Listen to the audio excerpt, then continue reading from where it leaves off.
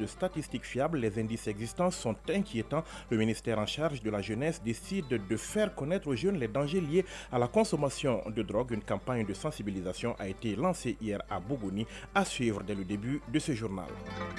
2025, année de la culture au Mali, décision présidentielle, annonce faite dans le message à la nation du chef de l'État à l'occasion du Nouvel An. Il s'agira, selon le ministre en charge de la culture, de faire de l'année qui commence une année de promotion des talents maliens et de professionnalisation du secteur. Vous l'entendrez dans ce journal.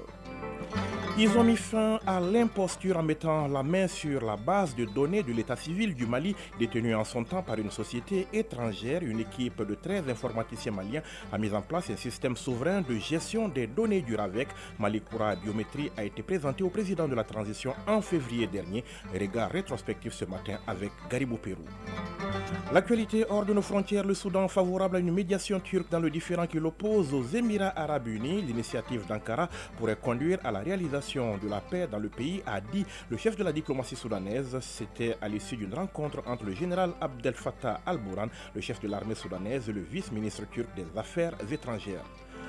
Dans l'actualité de l'espace, AES, casque obligatoire désormais pour les conducteurs d'engins à 2 roues au Burkina Faso. La mesure est entrée en vigueur début janvier. L'heure est à la sensibilisation, la répression suivra. Et au Niger, on prie pour la paix dans le pays, mais aussi dans la sous-région. Les sports, mauvaise journée hier pour les clubs maliens en compétitions africaines. En Coupe de la Confédération, le stade malien de Bamako est tombé à domicile 1-0 face à la Renaissance sportive de Berkane. Le Djoliba AC, de son côté, s'est incliné en déplacement, même score face à Sagrada Esperanza d'Angola en Ligue des Champions. Pendant ce temps, le championnat national suit son cours. La 6e journée se poursuit ce lundi. Le journal Yaya Konaté. Mesdames, Messieurs, bonjour. Des tests lors d'un recrutement dans l'armée ont mis la puce à l'oreille. La jeunesse malienne s'adonne à la consommation de drogue et autres substances psychoactives. Le phénomène inquiète les autorités qui décident de prendre des mesures pour y faire face. C'est ainsi que le ministère en charge de la jeunesse envisage de sensibiliser et de faire comprendre à la jeunesse du pays les dangers liés à la consommation de drogue. Le lancement de la dite campagne a eu lieu hier à Bougouni. Correspondance Abdul Karim Konaté.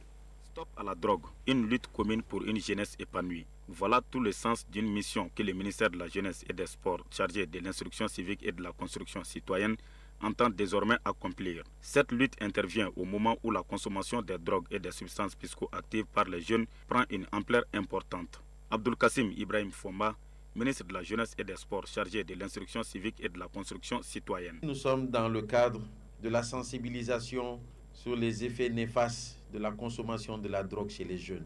Comment c'est venu? C'est venu d'un constat. C'était un constat qui s'est déroulé lors d'un conseil des ministres. Le président de la transition, après un concours de recrutement dans le cadre des forces d'armée et de sécurité, a passé un message. Il y avait 5000 jeunes qu'il fallait recruter. Et ces 5000 jeunes qu'il fallait recruter, 2000 dossiers ont été rejetés parce que dans ces 2000 dossiers, c'était des cas où il y avait des traces de drogue dans leur sang.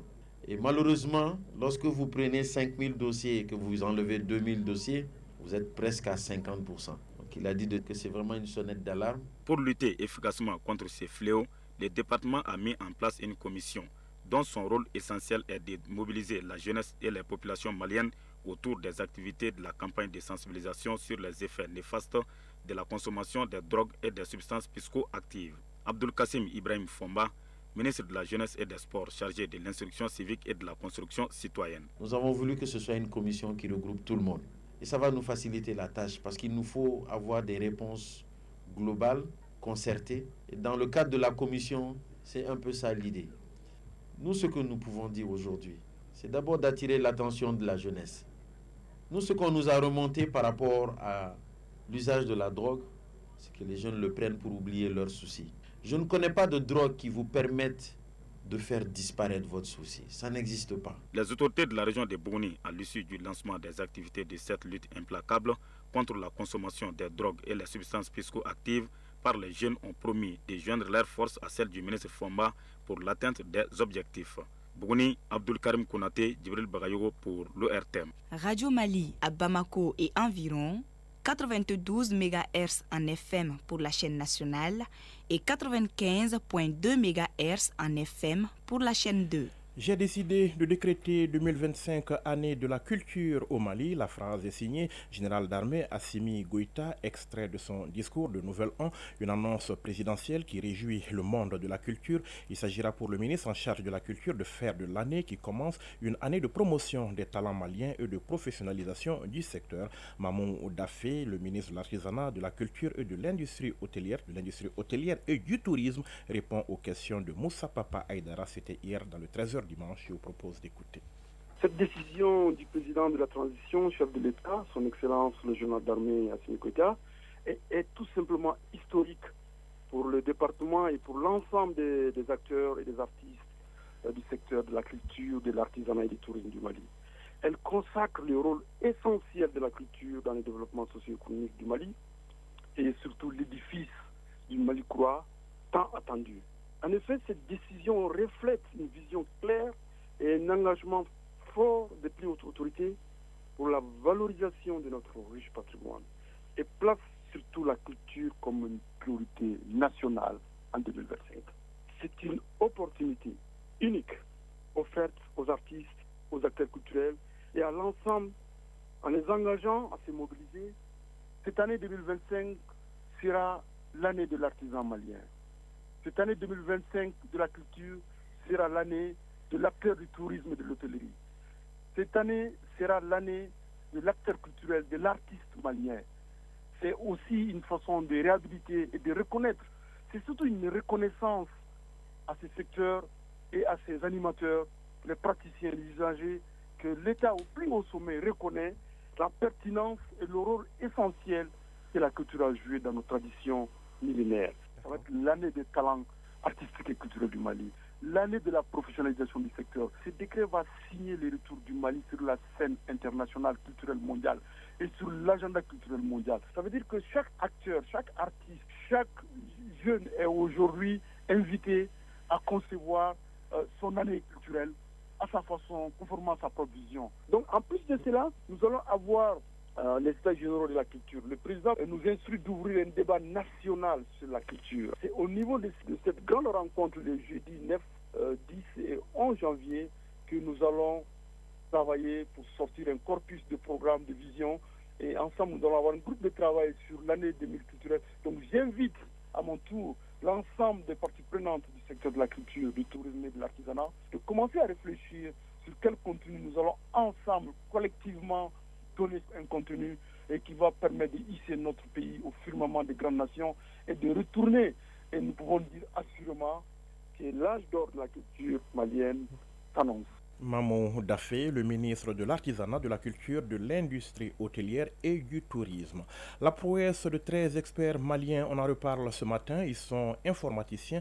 Ils décident de mettre la main sur la base de données de l'état civil du pays détenu en son temps par une société étrangère. Ainsi est né Malikoura Biométrie, un système souverain de gestion des données du RAVEC, le recensement administratif à vocation d'état civil. Malikoura Biométrie a été présenté, vous vous rappelez, au général d'armée Assimi Goïta, président de la transition, en février dernier. Les 13 experts ont été faits chevaliers de l'Ordre national du Mali pour leur acte patriotique. Ce matin, nous jetons un regard rétrospectif sur ce qui fut un des événements majeurs de l'année écoulée, Garibou Pérou.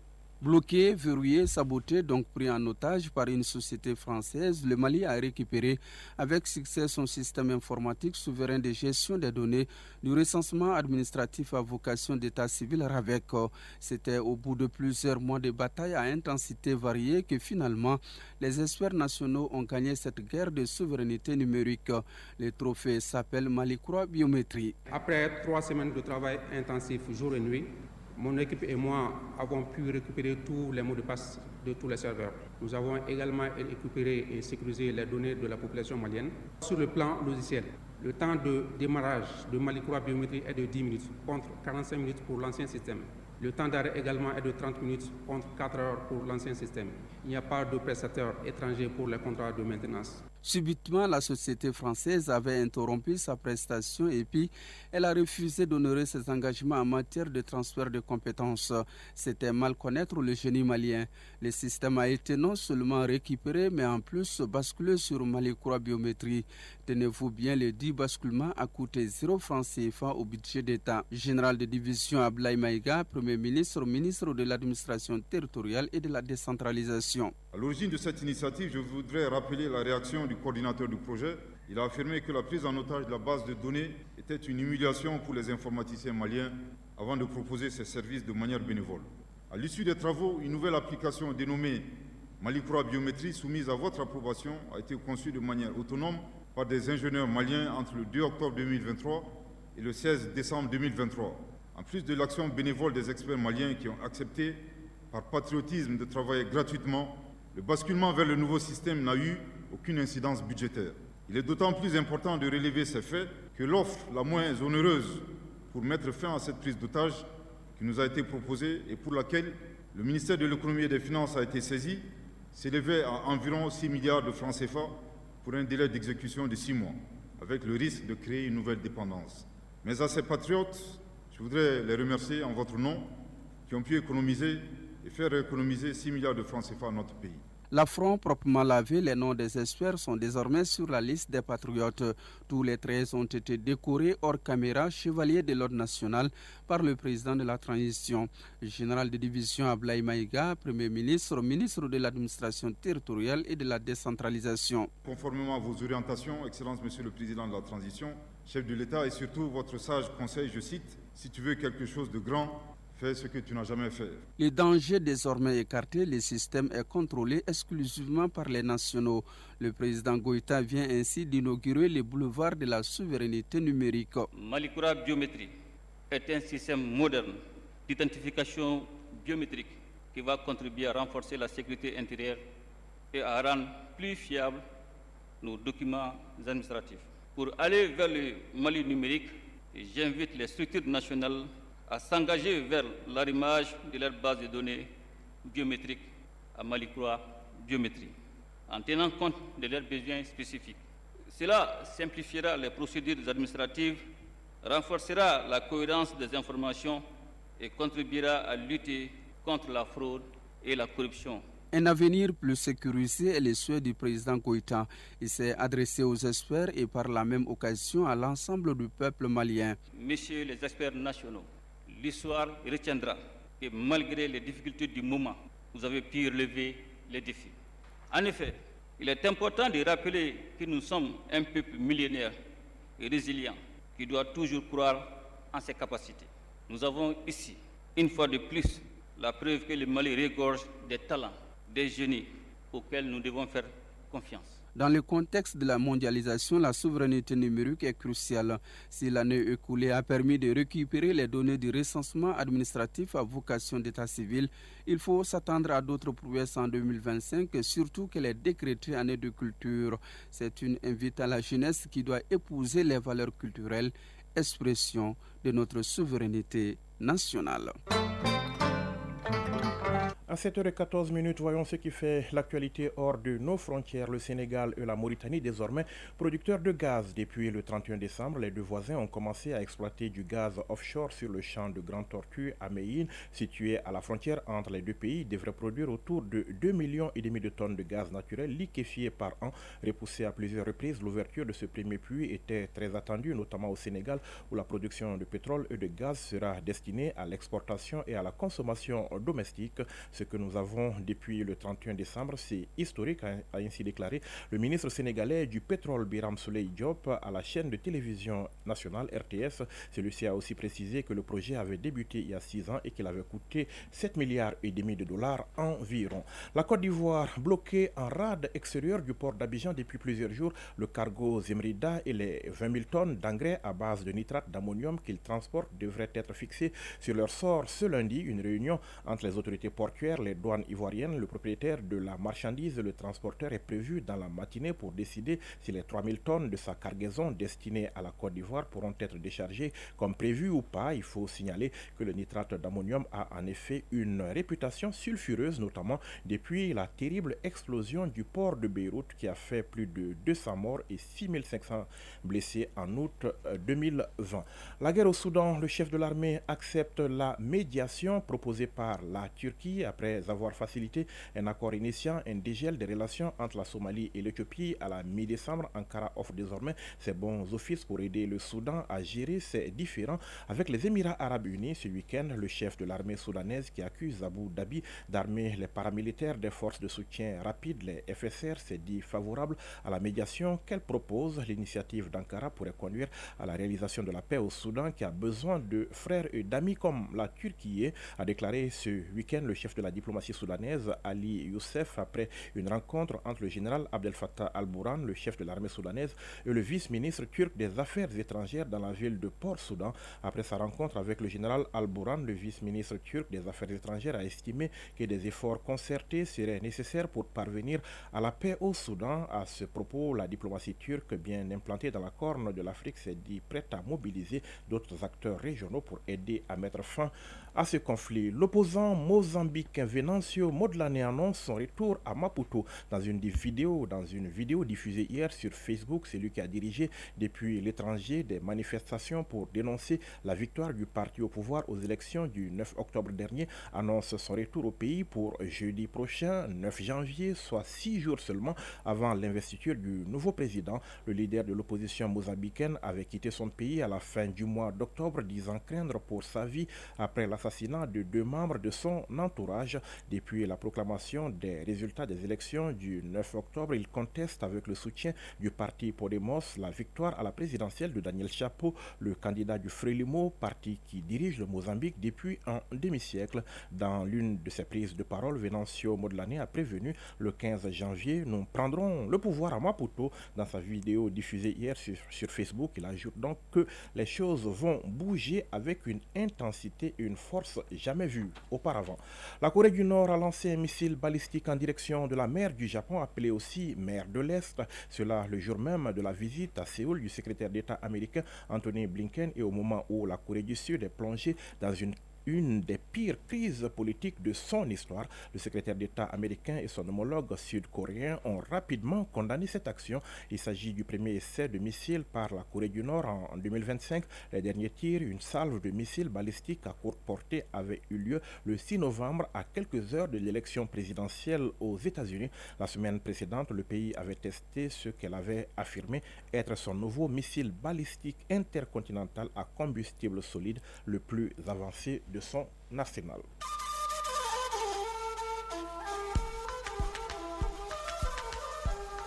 AES Actualité.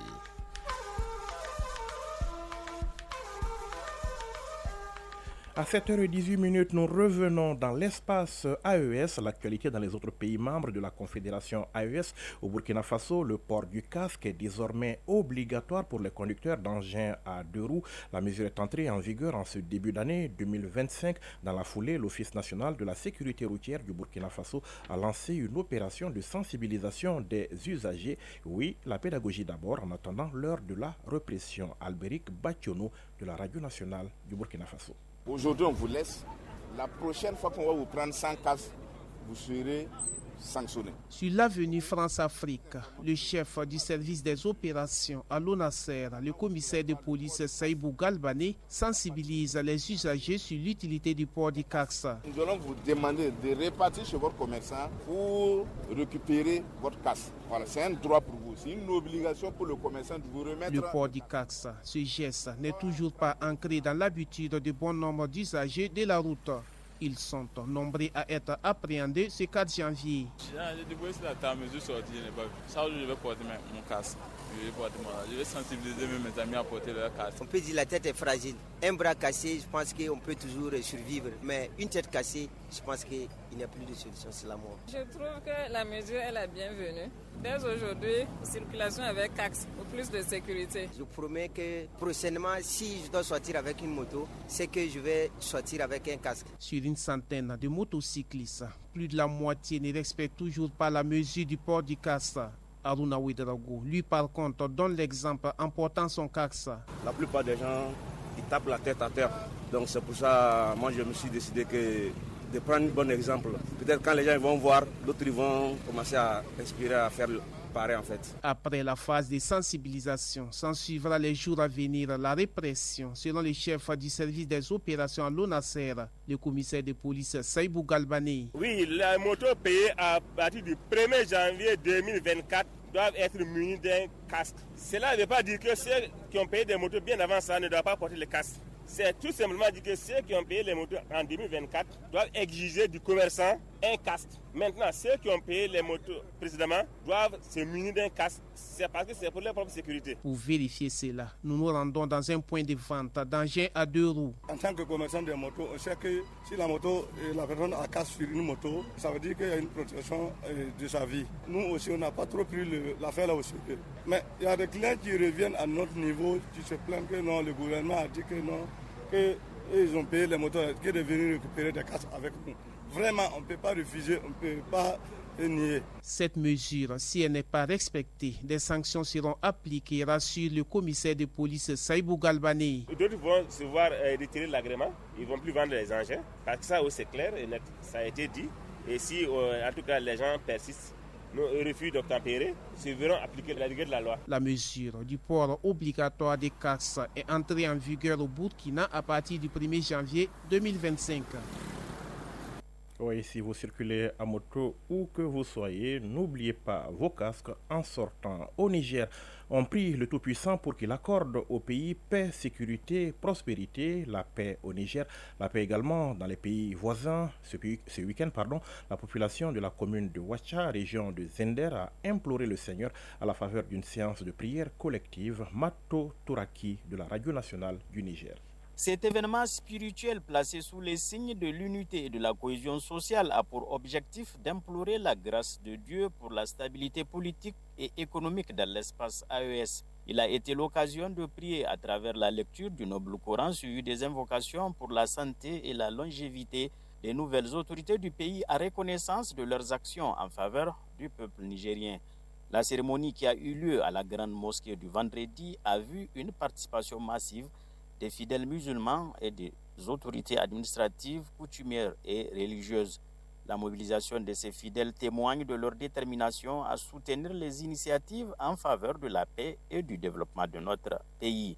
L'administrateur délégué de Ouacha a exprimé sa gratitude envers les oulémas et fidèles musulmans qui ont répondu présents à l'événement. Adjan Ibrahim Attahiru a assuré que ce soutien se poursuivra au-delà de cette journée symbolique avec une promesse de continuer à prier pour le Niger, le Mali, le Burkina Faso et leurs dirigeants. Notre pays, le Niger, et même les pays de l'AES sont confrontés à divers défis sécuritaires.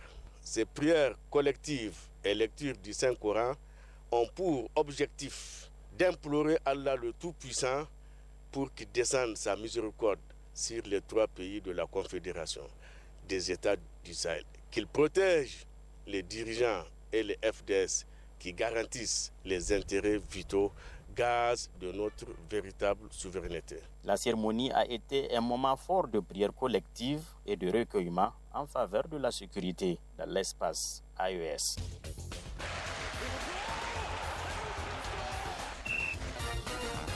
À 7h24, on va parler sport à présent avec Fotigui Tunkara qui nous a rejoint dans ce studio. Bonjour Fotigui. Bonjour Yaya Konaté, bonjour à tous. Nous parlerons essentiellement foot ce matin et on commencera par le championnat national de Ligue 1 professionnel suite de la 6e journée cet après-midi. Oui, 3 rencontres sont au programme cet après-midi au stade de Salva Keita de Kati. Le FC Djera jouera contre Afé à 15h45 minutes. À 15h45 minutes, bien. Alors, au stade de Mamadou Konaté, l'US Bougouni sera opposé à l'Aïsira de Bamako à partir de 16h. Puis à 18h, le 11 créateur de Nyarela sera face à l'ISFAS. Cette 6e journée s'achève demain mardi avec les oppositions AS Bakardian, AS Police au stade Salva Keita et US Bougouba, Étoile du Mandé au stade Mamadou Konaté. Les matchs Stade Malais de Bamako Djulba AC est reporté à une date ultérieure en raison de la 4e journée des compétitions africaines des clubs dans lesquelles sont engagées les 2 équipes. On va rappeler qu'en ouverture de cette 6e journée samedi, le Binga FC a dominé l'ASCO par le score de 2-1.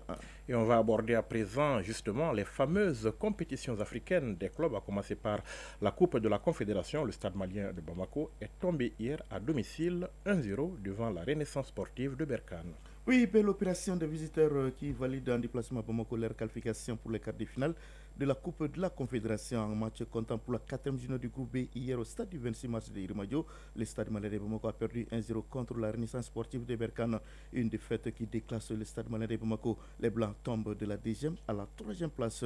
Là-dessus, je propose d'écouter la réaction après match de l'entraîneur du stade malais de Bamako, Mamtou Kane Mourlé, au micro de Salfou Jack et Salifou Edragou. Un match compliqué, difficile. Des entames de jeu, j'ai dit ça. Mais aujourd'hui, je ne peux rien reprocher à mes joueurs. Tout ce qui n'a pas marché, peut-être c'est moi. Et je l'assume. Je les félicite pour le courage, la détermination, l'engagement qu'ils m'ont donné. Ça veut dire que cette équipe, malgré les défis techniques, cette équipe peut remporter la Coupe d'Afrique. Je vous le dis. C'est difficile. C'est difficile aujourd'hui. C'est l'équipe qui nous gagne des coups. C'est ça qui me fait très mal, très mal. Mais ça fait partie du football. Ils sont ensemble plus de 5 ans. Voilà, l'entraîneur Mamtou Kane Mourlé qui a du mal à digérer cette deuxième défaite face au même adversaire. Alors, on va dire que dans l'autre match de ce groupe B, Stellenbosch d'Afrique du Sud a battu CD Lunda Sud d'Angola 2-0. Au classement, après 4 journées, Berkane est en tête avec 12 points. Devant Stellenbosch 6 points, le Stade Malais de Bamako 4 points et CD Lunda Sud 1 seul point. Autre résultat de cette 4e journée, Giraffe de Dakar a gagné contre Orapa United de Botswana 1-0. ASEC Mimosa de Côte d'Ivoire et l'USM Alger se sont accrochés un but partout. Et Nema du Nigeria a étrié Black Bells du Mozambique 4-1. Le 16 Constantine d'Algérie a laminé Bravos do Maquis d'Angola 4-0. Le 16 Sfaxien de Tunisie s'est incliné devant Simba SC de Tanzanie 1-0. Al-Masri d'Égypte et Zamalek d'Égypte se sont neutralisés 0-0 dans le duel des Égyptiens. Il faut dire, Fotiki Tunkara, que le Yoliba AC a eu le même sort que le Stade malien en Ligue des champions d'Afrique. Le Yoliba AC qui s'est donc incliné.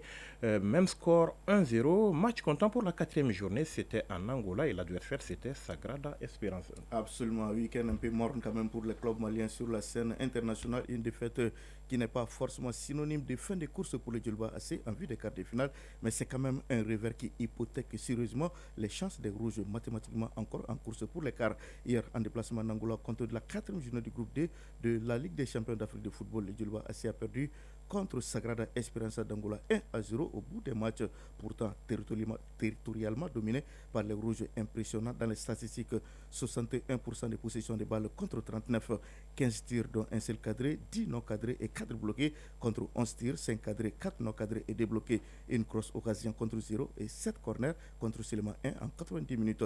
L'emprise sur le jeu n'a pas empêché le Yoliba AC d'essuyer sa deuxième défaite en poule. Pour l'entraîneur du Yoliba AC, cette défaite s'explique par des facteurs. 1. Le manque de réalisme de son attaque. 2. Le laxisme de sa défense.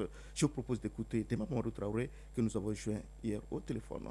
Ça a été un match où on a eu le ballon, ça a été un match où on avait l'ascendant, ça a été un match aussi où je pense que la domination était là, mais ça a aussi été un match dans l'ensemble où il y a 2 enseignements à tirer. Un, d'abord, on domine, on ne marque pas, on crée énormément d'occasions, mais que de ratés, beaucoup de ratés à ce niveau de la compétition, ça ne pardonne pas. Et ensuite aussi le but qu'on prend, je pense que ça a été un laxisme patent dans la défense, un ballon en plex qu'on prend dans une compétition de très haut niveau. Il faut marquer, il faut savoir marquer. Quand on a les occasions, on marque. Aussi, il faut être très concentré derrière.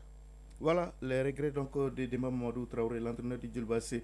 Dans l'autre match de ce groupe des Pyramides d'Égypte s'est imposé 2-1 devant le leader Espérance sportive de Tunisie.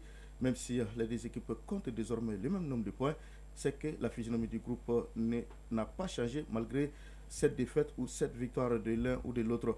Après 4 journées, l'Espérance sportive de Tunis reste en tête avec 7 points. Devant Pyramide d'Égypte, 7 points également. Sagrada Esperança d'Angola, 5 points. Et le Yoliba AC, 2 points. Des points consécutifs à 2-0. Pas donc de victoire pour le Yoliba AC qui n'a pas encore inscrit le moindre but en 4 matchs. Autre résultat de cette 4e journée, Al Hilal d'Omdurman du Soudan et Mouroudia Club d'Alger ont fait un match nul, un but partout, un nul qui qualifie donc les Soudanais. Les phares de Rabat ont dominé Manima de la RDC 2-0. Le Raja de Casablanca a battu Mamelodi Sundowns d'Afrique du Sud 1-0. Les Orlando Pirates d'Afrique du Sud se sont imposés devant le Stade d'Abidjan 3-0. Young African de Tanzanie a disposé du TP Mazembe 3-1. Le CR Belouizdad l'a emporté devant le National Al Ahly 1-0. C'était l'espoir et c'était Fotiki Tunkara en direct. Merci Fotigui. Merci à vous aussi. Belle journée. Pareillement. Le rappel du sommaire dans un instant. La consommation de drogue et d'autres produits psychoactifs par la jeunesse malienne préoccupe les autorités. En l'absence de statistiques fiables, les indices existants sont inquiétants. Le ministère en charge de la jeunesse décide de faire connaître aux jeunes les dangers liés à la consommation de drogue. Une campagne de sensibilisation a été lancée hier à Bougouni. 2025, année de la culture au Mali, décision présidentielle, annonce faite dans le message à la nation du chef de l'État. Le message à l'occasion du Nouvel An, il s'agira selon le ministre en charge de la culture de faire de l'année qui commence une année de promotion des talents maliens et de professionnalisation du secteur. Ils ont mis fin à l'imposture en mettant la main sur la base de données de l'état civil du Mali détenue en son temps par une société étrangère. Une équipe de 13 informaticiens maliens a mis en place un système souverain de gestion des données du RAVEC. Malikoura Biométrie a été présenté au président de la transition en février dernier. C'était notre regard rétrospectif de ce matin. L'actualité hors de nos frontières, le Soudan favorable à une médiation turque dans le différend qui l'oppose aux Émirats arabes unis. L'initiative d'Ankara pourrait conduire à la réalisation de la paix dans le pays, a dit le chef de la diplomatie soudanaise. C'était à l'issue d'une rencontre entre le général Abdel Fattah al-Bourhan, le chef de l'armée soudanaise, et le vice-ministre turc des Affaires étrangères. Dans l'actualité de l'espace AES, casque obligatoire désormais pour les conducteurs d'engins à 2 roues au Burkina Faso. La mesure est entrée en vigueur début janvier. L'heure est à la sensibilisation. La répression suivra. Et au Niger, on prie pour la paix dans le pays, mais aussi dans la sous-région. Et puis les sports, mauvaise journée hier pour les clubs maliens en compétitions africaines. En Coupe de la Confédération, le stade malien de Bamako est tombé à domicile 1-0 face à la Renaissance sportive de Berkane. Le Gueliba AC de son côté s'est incliné en déplacement, même score, face à Sagrada Esperanza d'Angola en Ligue des Champions. Pendant ce temps, le championnat national suit son cours. La 6e journée se poursuit ce lundi. 7h32, c'est la fin de ce journal. Vous avez été servi ce matin par Aliou Koulibaly à la mise en onde, mise en ligne, Mohamed Koulibaly, Badi Touré, présentation Yaya Konaté, coordination éditoriale et réalisation Bourama Traoré. Dans un instant, les infos météo, elles seront suivies par la rubrique des avis et communiqués, une présentation de Fatim Dambélé. Prenez soin de vous et des autres. Passez une excellente journée. Au revoir.